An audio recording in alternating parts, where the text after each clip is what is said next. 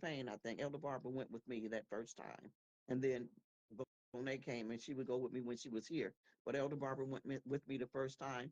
And I sat there like that and said, what's going to happen? What am I expecting? And then, honest to God, when they put that into you that very first time, it's a feeling that goes from the top of your head all the way to the soles of your feet. And I said, Lord Jesus, what is this? And they told me, they said, it's putting poison in you to get rid of That's the a poison. message in itself. Wow. That's a message in Jesus. itself. And I said, okay. So I think I went for, I think, 12 Mhm. weeks for that. And I never stopped working. I never, ever stopped working. I would go before or after work, and I kept going. And then I asked the doctor, I said, well, what's going to happen? Because I've heard so many horror stories Chemo. about chemo that am I going to lose my hair and all of that? He said, yes, you are. And I just started boohooing and crying big alligator tears right then and there. I said, okay. I said, whatever's coming, I'm not worried because I got God on my side. That's Mhm. for one. Number one, inside it's hurting me to death, but if I have to do this, I have to do it. So, um, and as you go, yeah, you do lose your hair. It starts coming out. And when I first started with the right after the breast surgery and then going into chemotherapy, I think it might have been 2 weeks or so. And I was doing my hair like that one morning and it just came out in a handful. I said, uh-oh, uh-oh, here we go. Mhm. And so then they send you up to this place in um, almost close to Hartford or somewhere that you have to try on all these various Oh, wigs and Bill. everything. Yeah. I said, I can't do this. I said, these don't look right on me. You know, I can't do it. And I don't want to look like someone that's wearing wigs. So I opted to do other things, Right. Go wrap ahead. my hair, whatever. Yep. But and so that I went on with that. I never really got sick like people say they threw up and all of that. That never really happened to me. I said, well, God, at least you got one thing settled for me that I'm not going to be sick Uh-huh. with this, which I appreciate so Right. much, sir. Thank you. Right. And so I went through that whole, and they were so sweet and kind out there. Those people were, I mean, they loved on you because I was angry and mad, Mm. didn't want to go. And every time I would go, they would be so sweet and kind and just give me all kind of snacks and The blankets and, snack. pat me on my back, rub my back, everything. I Uh-huh. said, see, I can't be like this. So these people are trying to be nice to me, and I'm sitting up here mad. I can't be mad at what I can't control. I said, so okay, Lord. Kept going to church. Everything was everything. Excuse me. But I did meet with Elder Mose and Bishop That's it. designate now Yeah. and Lady Ena.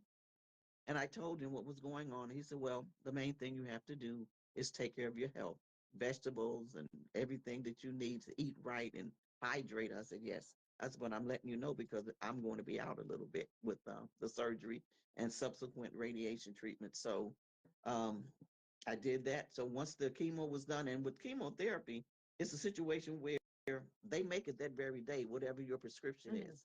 And they have to literally pick it up, drive it to where you are, and then administer it. Because I know one day I was late going and they said, we can't do it. We have to order it again.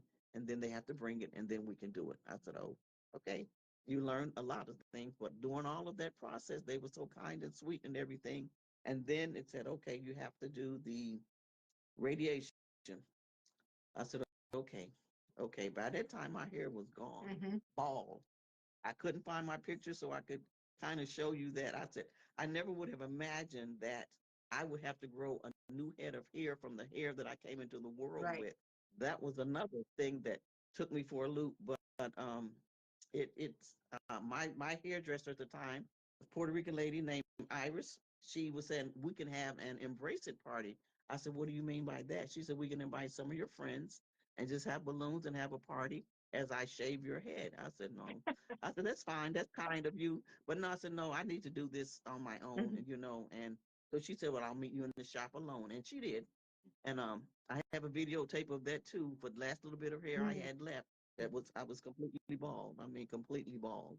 Um, and so then I said, I have to now wear one of those ugly wigs. But my friend Bonet, who was a hairdresser herself, she bought, excuse me, bought me one and brought it up here and said, try this. And it worked because it was never one that was noticeable. No one knew I was wearing a wig Mhm. ever, you know. And when I would get home, though, I would take it and throw it across the room into the corner. I did while at night, just we crying with tears Yeah. going like this into my ears. And my son didn't know either. I didn't tell him initially. I just couldn't. Hmm. And he said he saw me one day. He said, "Well, it don't seem like you were sick because you kept yelling at me the whole time that you were sick." I remember him. Yes. he, he did. But I said, it wasn't that I was yelling, honey. It was that I had so much I was going through. I just couldn't process it Yeah. right then and there. He said, "But I know something." He said, "Because I remember that day when you took that wig off and your hair was looking some kind of way." I said, "Oh, okay." He said, "I saw it."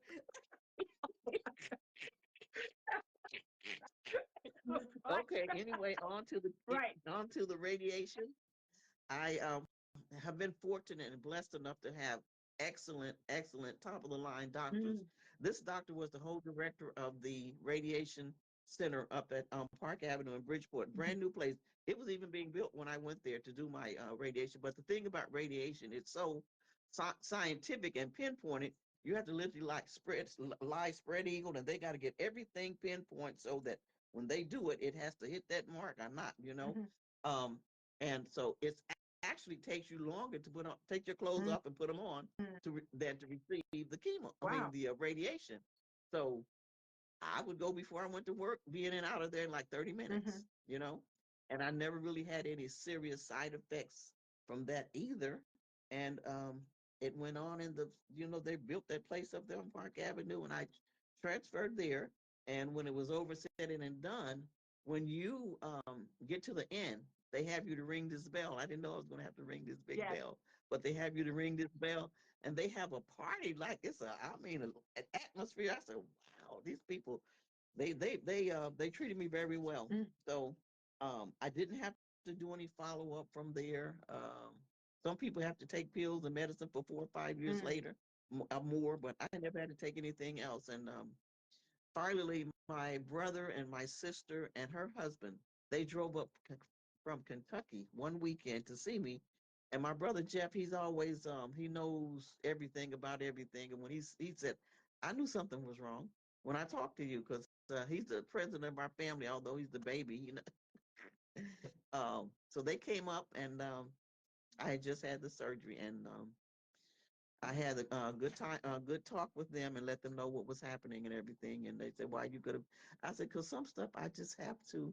It takes me a while to process it and be alone. And through it all, I prayed every single day to God that to deliver me, God, just deliver me and help me not to be sick or anything like that. Even my job, I could hear the whispering, and I wanted this or this. And I told my boss, and she said, "Look, don't worry about nothing. You tell me, and that's it. And that's what it's going to be."